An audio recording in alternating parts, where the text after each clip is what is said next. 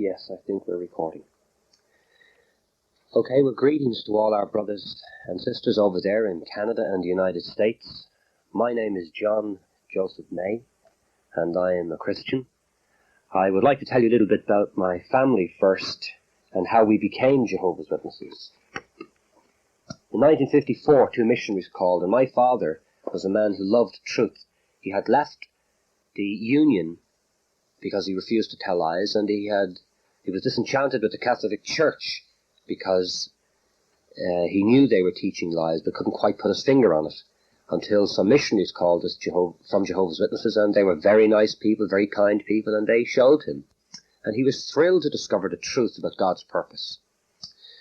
So I was 9 years old at the time, and there was a violent domestic explosion, as the 1958 yearbook mentions, on their era, or Ireland.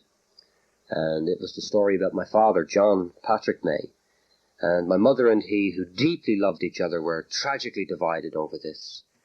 And there was a huge court case. And my father lost because the Roman Catholic hierarchy had total control of the country and the people at that time in the early middle 50s. So, as far as I was concerned, to me, everyone was Catholic. All my neighbours, friends, relatives, schoolmates, everyone. Occasionally you would meet a Protestant and you view them as sort of a bit odd. But everyone was Roman Catholic except my father. He was now one of Jehovah's Witnesses. And I want to say now that he wasn't a typical, it's only now as I look back I realise he wasn't a typical Jehovah's Witness. Because I used to see him kneeling when he prayed, which is something that I rarely saw Jehovah's Witnesses do. Not that that's mandatory, but it does tell you something about a man. I used to see him always reading his Bible rather than the publications. I even remember that as a child. He loved the Bible. He was always quoting the Bible. So my father was a man who had a natural love of God's Word. And he was a self-educated man and a thinking man, and always trained me all my life to think and reason and question and probe. So, for the following 12 years, he really lived as a Christian. Every single thing he tried to do it for Jehovah God, out of the sincerity of his heart. And I knew he was a good man. And so, even though he lost his children and was threatened with prison, we were made wards of court. They forbade him to teach us the Bible. But he did in his own way, through example most of the time. But I wasn't interested in religion. And he got cancer in 1967 and died on the 2nd of April. But it was while he was dying that I saw what a courageous man he was. I would go up to him each day and he would tell me things about his God, his Father in heaven, God's purpose for the earth. And he said that I wasn't afraid of the truth, and if I studied the Bible I would see what the truth was. And he never spoke to me much about the organization, but he always enjoyed going to the meetings. He was from a very poor background, and even when my father was a child he had no shoes, but he bought himself a dictionary and was anxious to know about life and God and things like that. So anyway, the night he died, I knew that the fundamentals of his religion were true. And I remember I was at a film called The Bible with my girlfriend, and that night I baptized myself in the bath because I wanted to be a Christian from that night. And I've tried from the 2nd of April, 10 o'clock, 1967. I studied the Bible with a very nice couple, Edwin and Emmy Ridgewell, and they've since died. They were in their 90s recently when they died. And so I got the flavour of the history of the background of Jehovah's Witnesses during the 1914 period, the 20s, the 30s, the 40s, the 50s, and all that they went through to establish freedom of worship. I didn't realize that in the 80s that would be reversed and they would have become tyrannical against others who desired that similar freedom. So, for 15 years I have served Jehovah God with all my heart, soul, mind and strength. I pioneered for 12 years and thoroughly enjoyed it. I was involved in a lot of things among the witnesses. For example, I helped to establish a charity to help special pioneers and poor brothers and sisters, and to help build kingdom halls, and we established that legally. I was the marriage registrar. I was presiding overseer, the secretary. I was involved with the closed circuit TV each year. I was assistant with the news representative. I was, as I mentioned, a pioneer. I had many Bible studies. I publicly preached every Friday in the centre of the city with a stand in all the society's publications, and with a number of different Bible translations. And we distributed thousands of tracts to the public. I'll send you a photograph of what we used to do there, although I was forbidden to do that by the branch office later on, after 18 months. And I loved promoting the interests of true worship. I wrote, for example, I wrote a personal letter, and if I think of it, I'll enclose it to you, to 6,400 Roman Catholic priests. I wrote to every single Roman Catholic priest in Ireland, and I had 77 replies. 50 of them were offensive, and 20 were fairly nice. One time it bothered me that we weren't calling on the businessmen in our territory. So I wrote a letter to 6,000 businessmen and posted it to them. And so I had a deep interest in promoting Christianity. But when I became an elder, I began to see that not everyone would speak the truth. And I told many lies before I became a Christian in 1967. But as God is my witness, I have not told one lie since. And I shall not tell a lie if I can help it. Because I love truth, and my father loved truth. And when I was a child, if I stole something or hit someone, I might get a beating. But if I told a lie, my father would really leather me. Anyway,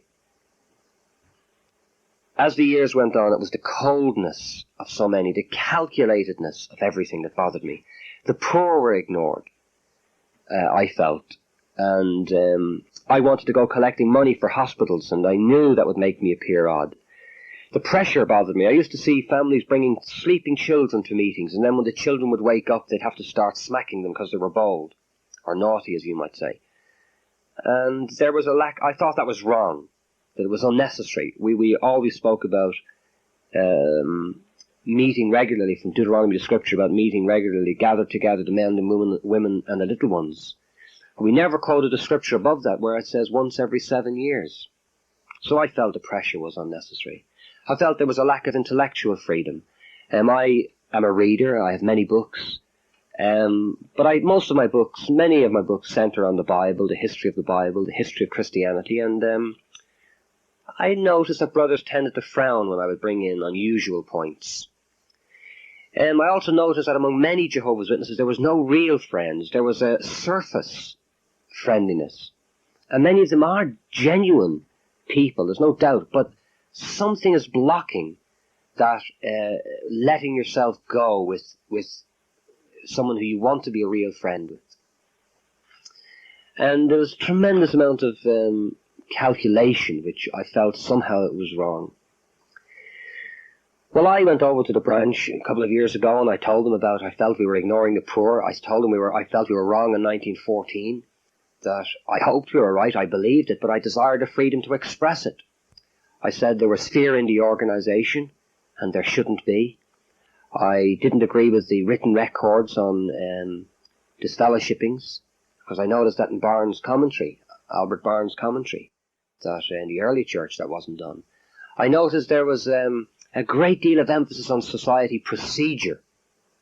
And I know enough about Christian history to know that when you elevate an organization, you denigrate the spirit of Christianity, because of what Jesus said. Where 2 or 3 gather in my name, there I am in their midst. And it's the spirit that counts, not the letter of the law. So these were the things that were on my mind. I love people. I love naturalness. I love music.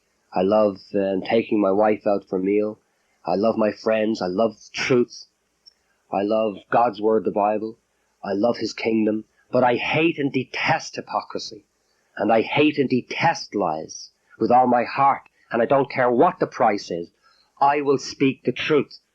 I used to have a saying with all my friends who were special pioneers and missionaries that we sometimes confuse, we meaning Jehovah's Witnesses, confuse maturity with silence. And it's only now I realize that silence is fear and weakness and confusion. Anyway, things didn't sit right in my mind. I read about 80 books against Jehovah's Witnesses, and I still believed we had the truth. But I hope I was honest enough to recognize that a number of things in these books really didn't sit right with me. I remember speaking to Ed Gruss on the phone once, and he made the point that I was the exception. And so many people were telling me I was the exception among Jehovah's Witnesses, and I didn't want to believe I was the exception. That I wanted to believe all Jehovah's Witnesses didn't gossip and didn't tell lies and all of them read their Bibles every day and wanted to do what was right from their heart. And there's no doubt that many of them do. I began to say that I was a Christian in association with Jehovah's Witnesses, and when I stood out publicly each Friday all day, talking to people and passers-by, giving them out tracts, I began to realize that there are many people with valid points of view, and I came to hate the doctrine that only Jehovah's Witnesses will survive the end of this system. And one of the local born-again ministers gave me a book on a debate that Russell had with Eaton, Dr. Eaton, I think his name was. And in that debate, Russell devastated the clergyman's idea that only those who were reborn of the Spirit would gain everlasting life and everyone else would perish in hellfire. Russell believed all men would receive an equal opportunity for everlasting life one day. All men, and that those obviously who were reborn or born again would rule with Christ, whether his government will be in heaven or on earth. It doesn't bother me much. The fact is, he has a government and it's coming, and where he chooses it to be, that's where those who are truly reborn with his Spirit shall be. Anyway, Russell's writings fascinated me. He was a terrific man. So, with these thoughts in mind, I read an article in Newsweek magazine about last year, are they false witnesses? And that disturbed me, although I wrote to Newsweek and I rang the editor and I felt there was a number of inaccuracies in it, because I have had many articles published in defense of Jehovah's Witnesses. And the one in Newsweek disturbed me. But when the magazine, Time magazine, I've had a subscription for it for years, when it was delivered to me, it was the circuit overseer's visit and I was rushing out. There was a special pioneer with me and he took it out of the envelope it comes in, and he saw the article and read it, and his immediate reaction was, Ray Franz didn't get $10,000. Well, I was fascinated by this. So I read it and reread it and read it and reread it that day, and it struck a chord in me, especially where Ray Franz said that we were producing people who were outwardly moral, but inwardly lacked the qualities of mercy, justice, and kindness. That really struck a chord in me, and also where he said that he did not believe there was another organization that insisted on such conformity, 100% conformity. Well, I rang the writers of those articles in New York and Alabama, and they said he was a very nice man. And then I rang Peter Gregerson and Ray Franz, and if they had started attacking the organization, I probably would have put the phone down in a dignified manner. I would have terminated the discussion.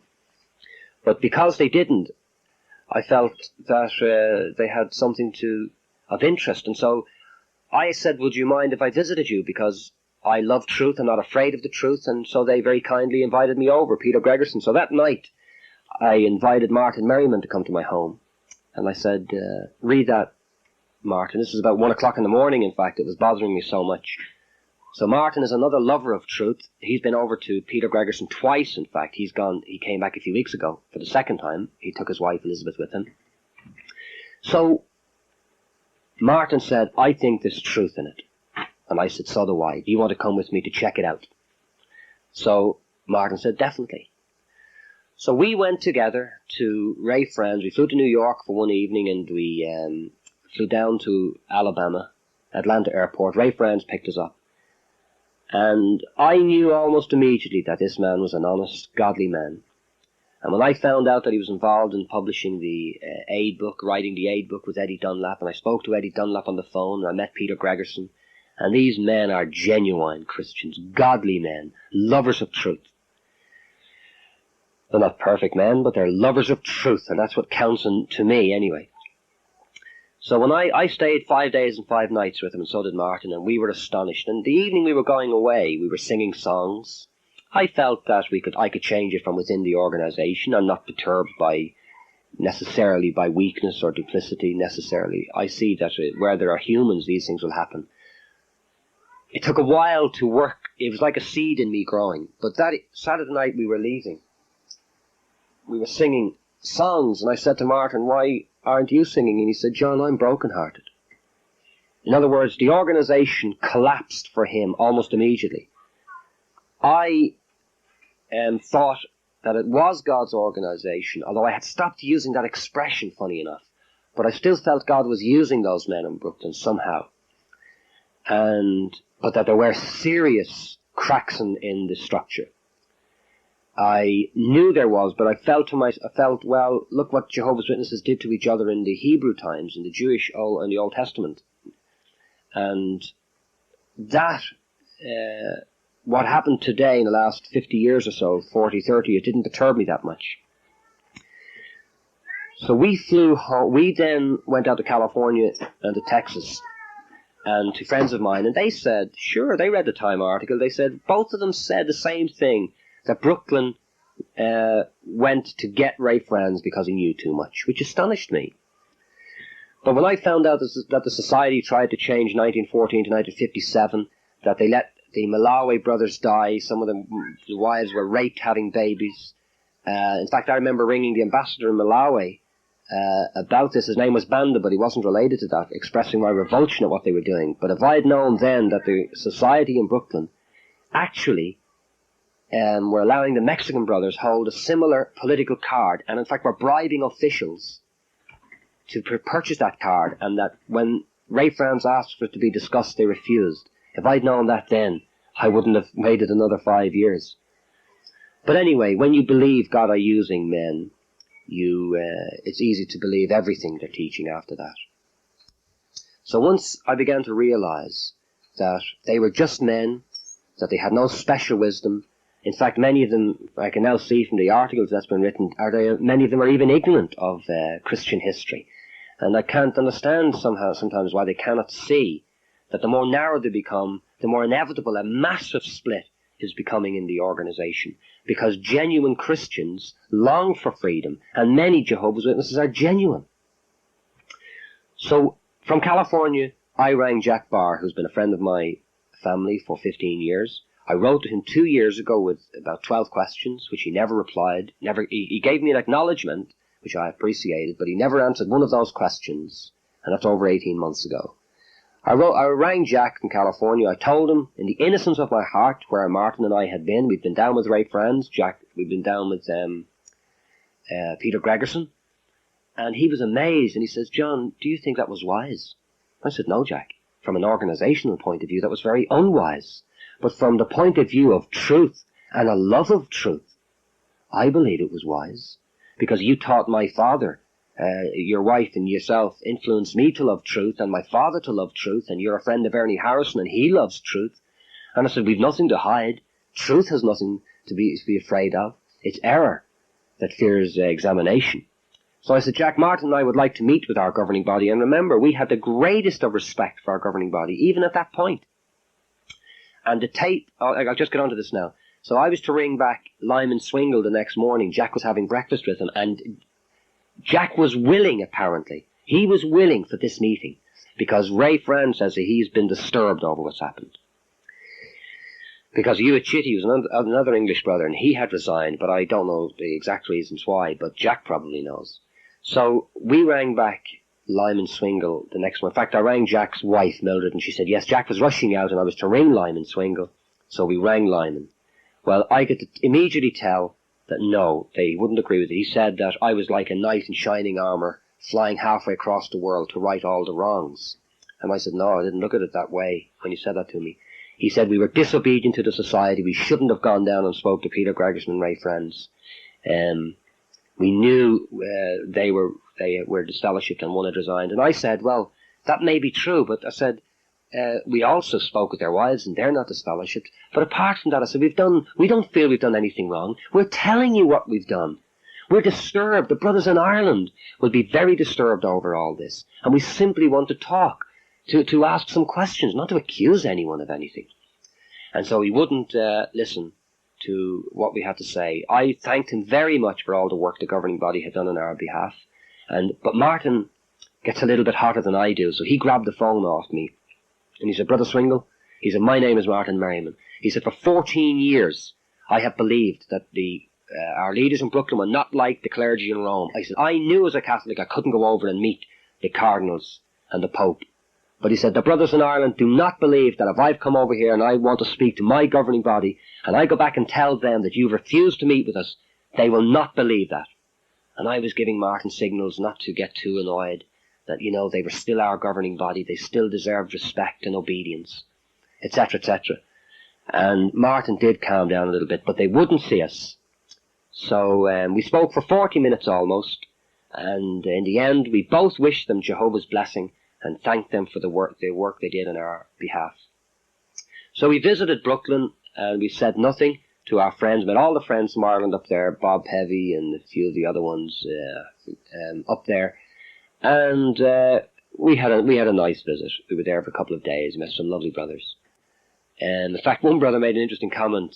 He said he wanted to be in the service department, and we asked him why, and he said, well, that's where all the power is. And Martin and I looked at each other, but we said nothing to the young brother, because loads of those brothers are lovely young men. So anyway, we came back to Ireland bitterly disappointed and very disturbed. Now, Martin and I promised each other we would only tell our wives what we had discovered, and one person each. He would tell George Tilbury and I would tell Cedric Burton. Cedric Burton is a circuit overseer over here in Ireland. So George heard the story and Cedric heard the story. Cedric said I should talk to Arthur Matthews. He's the branch servant, and I agreed. Arthur's a very nice man. He's been a personal friend of mine for years. And my wife said I should talk to Arthur, which I agreed. Fred Metcalf and Peter Andrews are totally blind. They only can see and listen to what the society tells them to see and listen to. So the phone rang. Funny enough, I gave the talk in the Dublin North congregation, the branch congregation, that very Sunday. And they knew where I'd been, because Lloyd Barry had visited that Saturday, and he'd been berating us indirectly by saying brothers are playing with fire, visiting disfellowship people in their homes. I don't remember him saying that, but others said he said that. So my brother Jared went up and asked why was Ray Franz disfellowship for having a meal with his friend. And he said, Jared, I wasn't there, but Jared, I was there, but not with Jared when he asked Lloyd Barry. And he said Lloyd Barry had a look of hate in his eyes and said, we don't comment on disfellowshipped persons. And mentioned Jared's name apparently to another member of the branch committee, Peter Andrews. So I gave the talk that Sunday, and the brother Lloyd Barry, yes, he wasn't there. He was in bed. He didn't come to the meeting that particular morning. And I remembered what Ray had said, that many of them don't go to many of the meetings or don't go out on the doors much themselves. So they didn't turn up. Maybe he wasn't well, I don't know. So the next few days, Arthur Matthews rang me, said they had heard where we were, they wanted to talk to me. I said, good, Arthur, I wanted to talk to you. Cedric said I should, Yvonne said I should. So I went, Martin and I went over, we were there for about 2.5 hours, and Peter Andrews said we went against God's law, and Martin got real hot and says, you show me where I went against God's law. And he couldn't. And what happened was that I told Arthur Matthews that I was not going to reveal everything in front of Peter Andrews. I said I would if Fred Metcalf was there, but he was away. And he said, why? And I said, well, because Peter Andrews is not a thinking person. He's not particularly well educated, and he's not a Bible student. Because I knew that this was dynamite, what we had discovered from Ray Franz about what's really happening in Brooklyn. So we went over and we spoke, and Arthur Matthews rang me back the next day. But incidentally, while we were there, Martin said, do you want us to tell you lies and say we were with Sister Franz and Sister Gregerson, because we also did a little business on the satellite areas. That's another business that I'm getting into. My business is TV antennas. So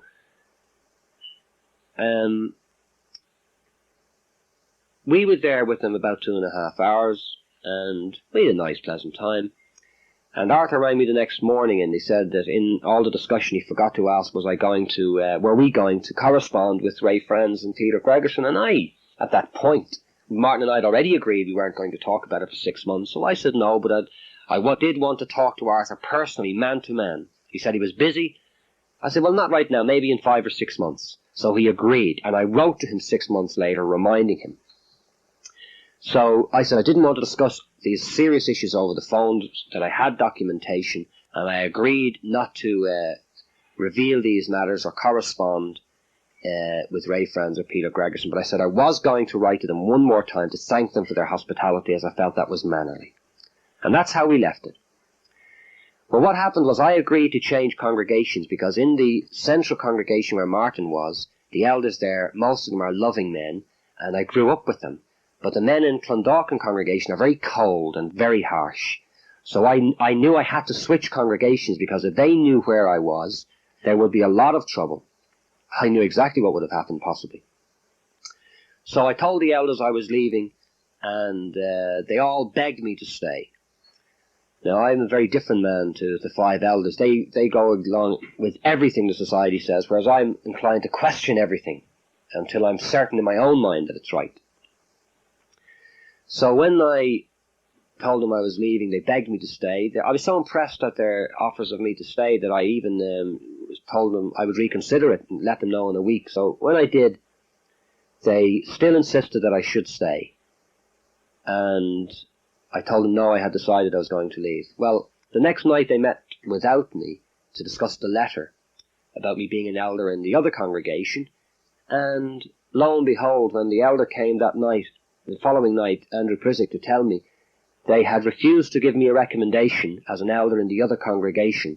And listen to this. These are the 6 reasons. 1, I preached in the city of Dublin without permission, standing outside the local post office with all the society's books.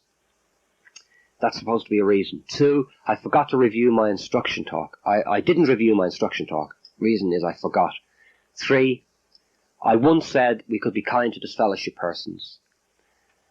4, I once said about 7 years ago that you didn't have to go out knocking on doors if you were sick. 5, I asked a brother to take my group instead of the appointed ministerial servant, when in fact the appointed ministerial servant wasn't going to the group much and hadn't been on the door-to-door service for about 6 months. And I was the field overseer, so I asked this brother to take the group that night, because I didn't think the other servant would be there. That was the 5th. And the 6th, I put advertisements in the newspapers to get special pioneers houses in an area where they were moving to serve, and ads in magazines to answer people's questions on Jehovah's Witnesses, and ads in the local educated newspaper, the Irish Times, to tell people the times of our meetings. And I didn't tell the body of elders I was putting these ads in. So I was very hurt about that.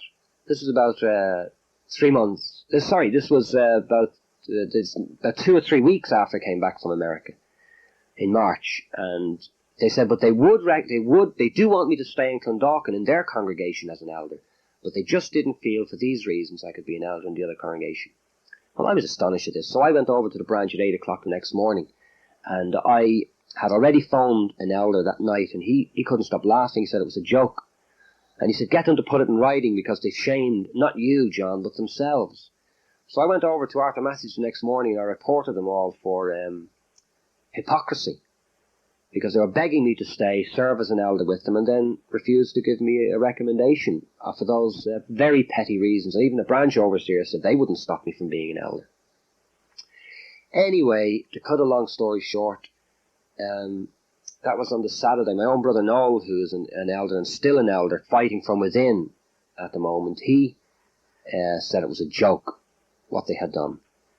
So I didn't go to the meeting that Sunday morning, and I rarely missed meetings, maybe 2 or 3 in many, many years. And I rang one of the elders, Liam Dowling, and I told him that if Martin Skinner, Dick Lowe, Andrew Prizik, or Colin Brown, they were the elders, if one of them couldn't make it that Sunday at 3 o'clock to my home, none of them were to come. So they all came, they were all there early, and When Andrew opened the meeting with prayer, I rebuked the 5 of them one by one. And I demonstrated, and I have the records of their unkindness, their lies, their gossip. I'd already rebuked 2 of them for gossip.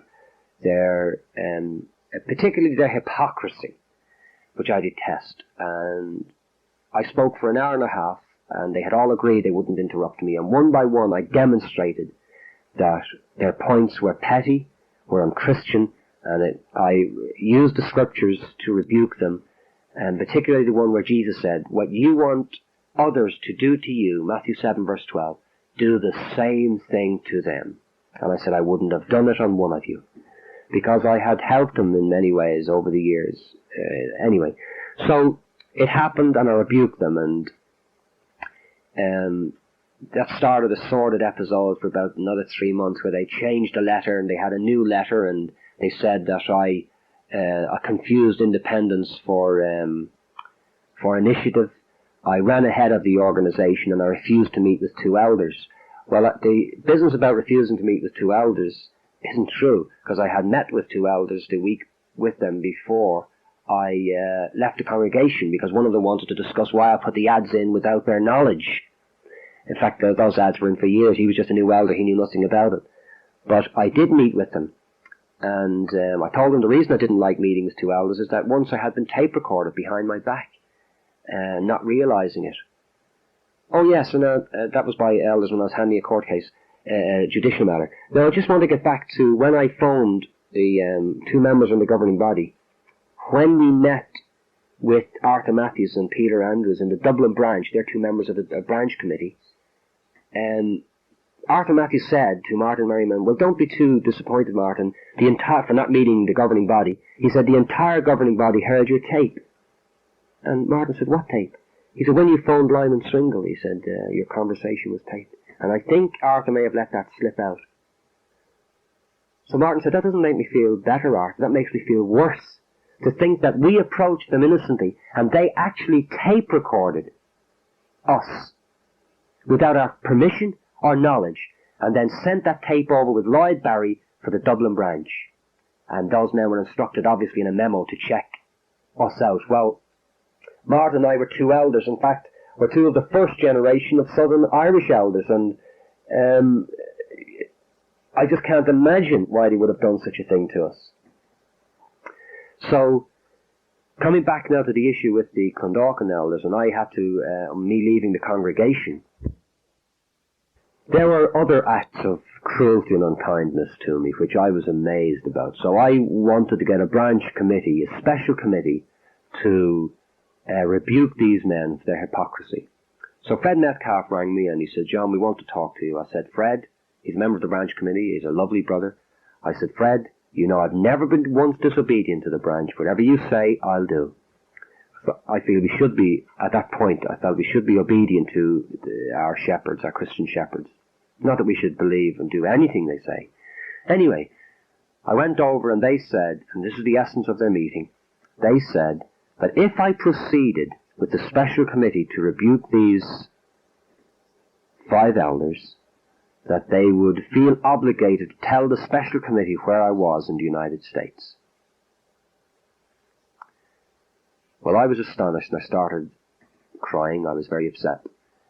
And it wasn't until 2 months later that Martin Merriman's wife told my brother that I was bribed by the branch in Dublin. And in essence, that's what it is. In other words, if I proceeded to rebuke those 5 elders, who were very organizational men, whereas I sort of wasn't, and yet I loved the organization, that they would tell them where I was.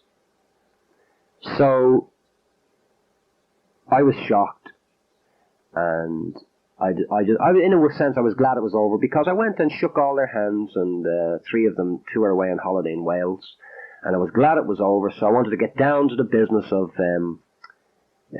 being a shepherd of the flock of God, as I understood it at that point. So I decided to not be an elder for a while. In fact, I decided that when I came back, that's what I mentioned to the Clondalkin elders, I wanted to have a rest.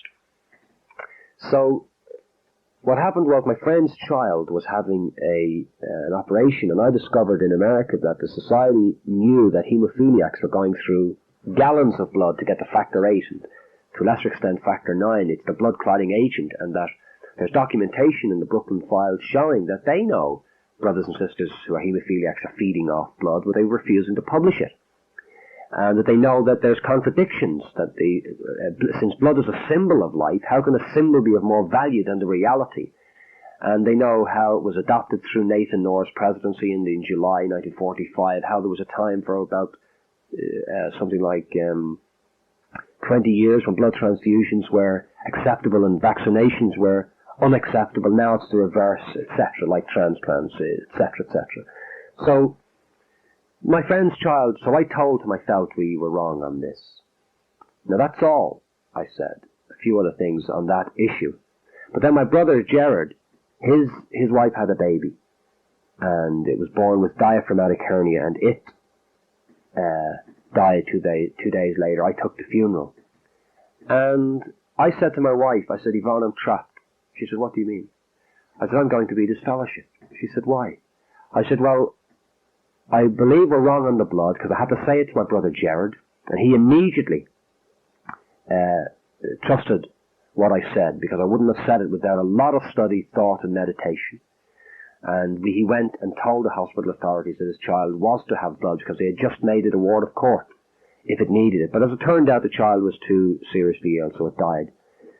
But I said to my wife in the hospital, I said, darling, I said, I'm trapped. And she said, why? I said, because, number one, I will not tell a lie on the blood I was referring to. If somebody needs help and they come to my home, I will not pass the buck to another elder. I will not refuse to help them. I will not tell lies. I said, I'm trapped. I will be disfellowshipped. There's no room to express your Christian conscience in this area. So we went on holiday to Spain a week or two after that, and we were with Cedric and Kathleen Burton. He's a circuit overseer here, beautiful brother. And he made the point that I should just say nothing, but I said, Cedric, I can't. I said, I can't. A man must speak out and must believe, must say what he believes is true. Surely that's the right thing to do.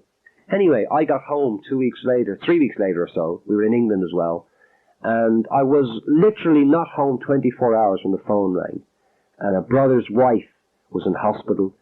Her liver was malfunctioning. Her blood was clotting. She wasn't even baptized. And he asked me to go down to strengthen her. I went down with Martin, we had a look. It wasn't too serious, so I rang him, I took him to breakfast, told him the whole story. I wanted him to decide, and not me, since it would have made me a hypocrite, and that's something I cannot be.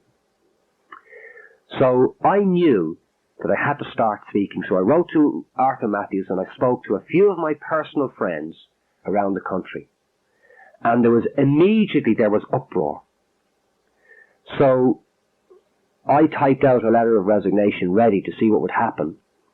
And Arthur and Olive Matthews were coming to dinner that Sunday. And they cancelled the dinner, which I would view as a prejudging of me. But Yvonne, my wife, pleaded with him to come and talk, at least talk. So he came that night, and he was here for 5.25 hours in my study. And I told him the whole story about what happened in the United States, about the lies the society are publishing. They know it. They know we have documented evidence of it. They're calling people animals and sex fiends and all sorts of unpleasant names. In fact, in next year's yearbook, which I have in my possession, over 20 times from the letter of Jude, over 20 times from April 1st to the end of the year, shocking names are called to people who have left or disassociated themselves, or have tried to make the brothers see that not all is well up in the headquarters. You'll notice that yourself if you get a copy of it. So, what happened was, a circuit overseer came in, Ewan Watt, on a Tuesday night at a meeting, and he asked to meet with me. I met with him in a local cafe. We had a cup of coffee, too, in fact, and he said to me that there was a lot of people hurt and upset over things that I had said to them. And I said, well, I've only been speaking to my personal friends, and maybe they've spoken to one or two, but I swore people to secrecy because I knew that this was dynamite. So I said, well, he wanted me to meet with 4 judges, 4 brothers, specially called in, the very next night. I said, well, that's rather premature. I said, I'd like you to read the documentation in my possession. He said, documents make no difference, he said. It doesn't matter what's right or wrong, true or false in this issue. What matters is John May talking. That's the essence of what he said. So I put the meeting off till that Friday to give myself time to think. It was all happening so quick. So he asked to speak to Martin Merriman, which he did in the car. So after about half an hour of talking with Martin, I got Martin out of the car. I said, Martin, he's not interested in what's true or false, right or wrong. Or he won't read the documents. And he said to me, they're probably forged. I said, look, they're on the Society's own letterheads. They can be easily verified. But he wouldn't listen. And Martin said, he said the same to me, or words similar. I said, do you want to resign tonight? He said, no, I'm going to fight from within. So my wife and I resigned. We had a letter of resignation announced that night. And just by a coincidence, Peter Doyle, who's a personal friend of mine, he resigned as an elder that night as well, because it was getting too much for him.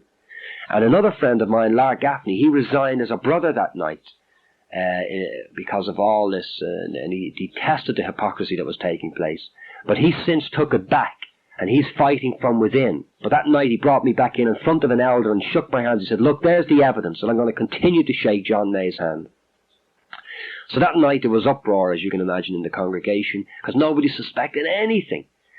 And my wife, of course, was upset. But 21 brothers and sisters, we all met with us that night, and we ate and drank. And that'll give you the idea, some idea of how the Irish will not accept dictatorial commands from foreign lands, possibly because of the history of the Irish, having suffered for 800 years and being told by the British, the English, what to do and how to do it and who to say hello to and all the rest of it. So the Irish people are much more friendly people, apparently. They are really in their hearts. They're much more natural. They're not as reserved. They're like the Spanish. They're very outgoing. So we resigned on the 28th of September. And Martin Merriman had already resigned as a servant 3 months prior to that. Well, there was uproar, as you can imagine. Martin then met the following Saturday and took 20 witnesses with him. 20 witnesses. And every one of them denied that he was an apostate. And he was exonerated, and there was 3 talks given which cleared Martin Merriman and tried to put a stamp on the talk of apostasy.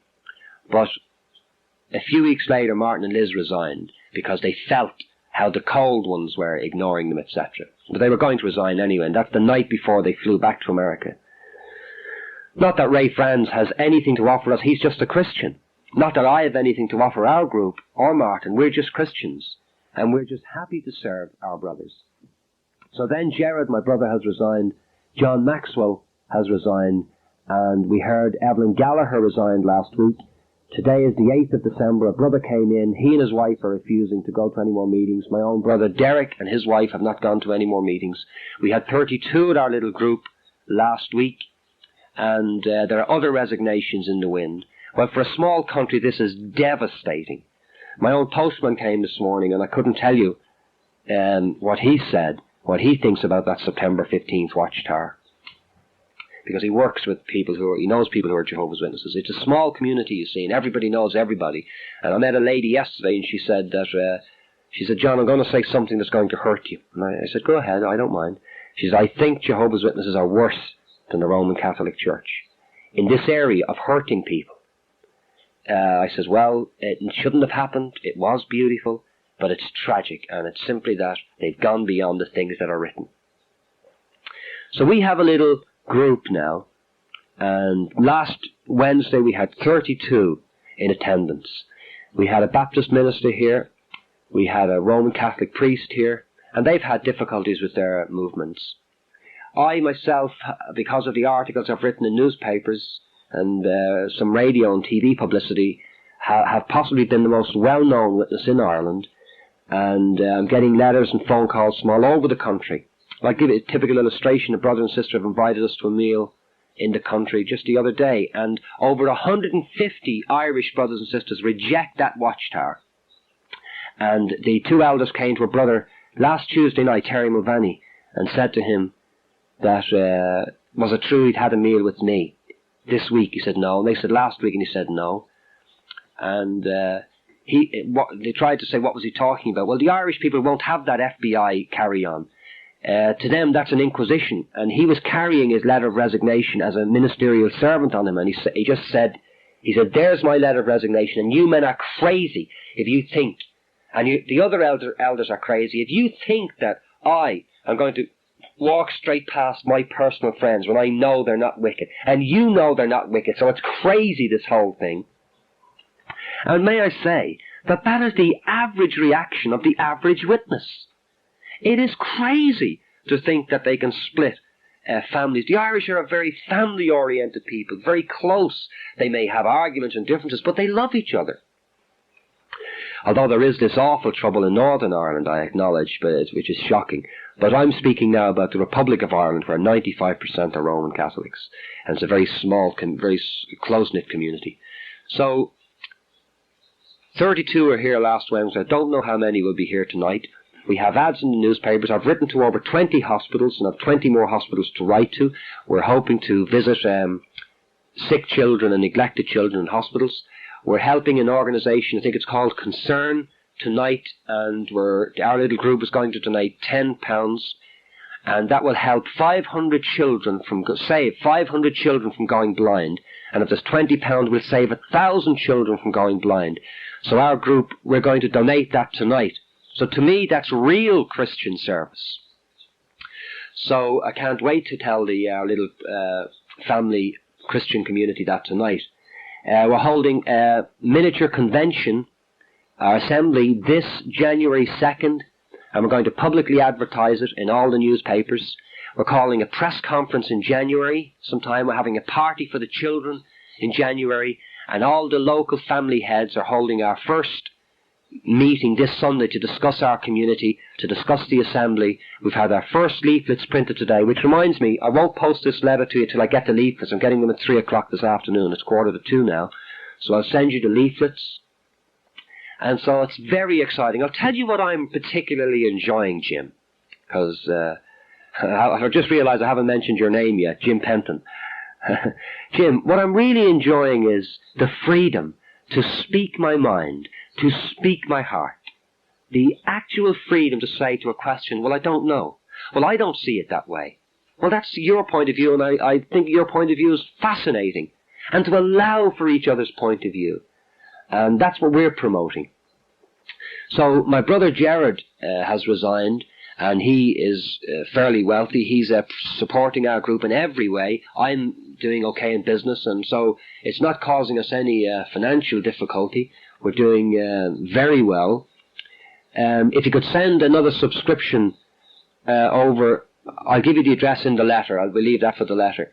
So many, many brothers and sisters are calling day and night almost to my home, ringing, calling, writing, to express their support. A Catholic lady rang the other day from Tipperary while one of the elders was here collecting some documents, and said she admired and respected our courage in this. So my wife was reared as one of Jehovah's Witnesses, and it's been an eye-opener for her to see the coldness, to see the shallowness, to see the lack of kindness when you question or challenge the leadership. I loved and respected them, but as my friend in England, Jeff Gerling, as he said, that when I asked him in England this year, he said the society were hysterical for loyalty at the moment. And that's before I told him anything. He has since read the documents, and he said he's going to take a stand against them. If he's disfellowshipped, he doesn't care. He's quite a student of Christian history. He's going to the university in England, in Nottingham at the moment. And so we have friends all over the country who are reading the documents, who are thinking, who are watching what's happening here. So on the 2nd of January, in the Lord Mayor's residence in the Mansion House in Dublin, we're holding our convention. If you were thinking of sending a telegram, we'll be sending your group one. You wouldn't get it to the Mansion House because everything would be closed down then. If you were thinking of sending a telegram or anything like that, send it to my home well in advance due to the Christmas rush. That would be nice for the brothers to know that we have brothers in Canada and America who are in harmony and in unity with us. I think it's true what you said to me on the phone one day, Jim, that it's difficult for the average brother to conceive of serving God individually, as an individual. They seem to need structure. But I haven't written one thing yet as a charter My charter is God's Word. My mandate are the teachings of Jesus. The purpose is the promotion of Christian teachings and love and kindness. If I do write anything, it will be very simple and very loose. And I will leave all the judging to God, all the questions in His hand. He can answer them far better than I can. So I'm coming towards the end of the tape. I've spoken for much longer than I intended to. I would say to you brothers and sisters over there, don't be afraid. Serve Jehovah with all your hearts. If some start believing the Trinity, well, allow for that. Many godly men have believed the Trinity down through human history. I like what one of the Roman emperors once said, if God is offended, well, He can handle it. Well, he actually said, if the gods are offended, let them handle it. But Jehovah isn't offended at men's innocence or ignorance. He understands our backgrounds, our sociological conditioning, our psychological conditioning, our educational standard. He can grasp all that and allow for all that. And that's why I feel great love for people. And if we can as humans, how much more so our loving Father in heaven. And in my prayers, I've been much closer. I've been speaking to Jesus. In fact, I did ignore Him over the years, but I have been speaking to Him much more since, and I find that great. I find that in Ireland now there's a great deal of interest in the Bible, and Jehovah's Witnesses are capitalizing on that, as are the Mormons and the Way and other groups, and it doesn't bother me anymore. We will express Christianity in our community as we understand it, and I think if we can express the Spirit each week, each day, that's what it's all about. We don't have all the answers. I feel very sorry for Jehovah's Witnesses as an organization. I wrote to Jack Barr last week, and I wrote, as you Americans say, I shot from the hip. I spoke straight to him. I sent him the cutting. He came here. There 500 people met in a hotel in Dunleary, and I was the only one that was disassociated that night. It was disgraceful. He never really answered one of the questions. Bob Pevy came from Brooklyn with him, who's a nice man himself. In fact, he said hello to me that night. But over 50 people said hello to me that evening at the meeting. That'll give you some idea of the Irish brothers and sisters. Now, many didn't. I freely acknowledge that, but it didn't bother me because I was with real friends. And when Fred Metcalf stood up there and asked for a clap to a demonstration of loyalty for the governing body, I believe over 30 people refused to clap, but there was 12 in my row, and not one of us clapped. Now remember, I was the only one disassociated at that time. I didn't want my wife to come that night to experience this, it's vicious cruelty. That's all I can call it, what I think it is. But I'll never retaliate. I will never become a Watchtower basher. The Watchtower Society has a fine purpose, a fine charter, written by a fine man, Charles Taze Russell. It has become a parody. It has become a religion of rules and regulations. The joy is gone. Although I must admit, I was very joyful as one of Jehovah's Witnesses, because I was serving God as a Christian among Jehovah's Witnesses. So anyway, as I said, I've said enough. What else can I say? Give you a little background to the witnesses over here. They're in the country about a bit over maybe 70 or 80 years. Charles Taze Russell came here about 1910. The work really only got going here after the Second World War in the Republic, and it's been very, very slow. Very few Catholics have converted. But with international press, television, Ireland itself the clergy in Ireland are losing their grip on the people, and even we are benefiting, our group, because someone rang yesterday, saw one of the ads, and they're coming tonight. So things are going very well. Each day to me is a joy as a Christian. Each day is a challenge. Something new, something unusual, something different happens every day. And I don't have to keep thinking now, am I being loyal to the organization? Is it pleasing to the organization? Or I don't have to worry about the spies who ring up and were reporting me behind my back for little things I might say or do, in full innocence. I just always felt we should be honest about our feelings and about how we felt. Anyway, it's been a pleasure talking to you. Jehovah bless you.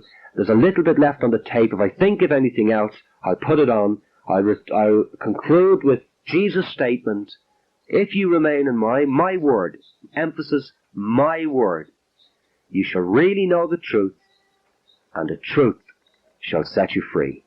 Jehovah bless you all. Bye-bye. Really shocked me to my core was this, and every other Jehovah's Witness listening to this, is that we were so convinced that the leadership, the governing body, would never tell one lie. Mm-hmm. They would always speak the truth, no matter what the truth was. Mm-hmm. That is a fabrication. It is a lie. They have lied to us. They have deceived us. And we have the documented evidence. And because we've spoken about it, we were silenced or threatened to be silenced. And that's what will happen to any Jehovah's Witness listening to this program. And he knows it in his heart. He knows it in his heart.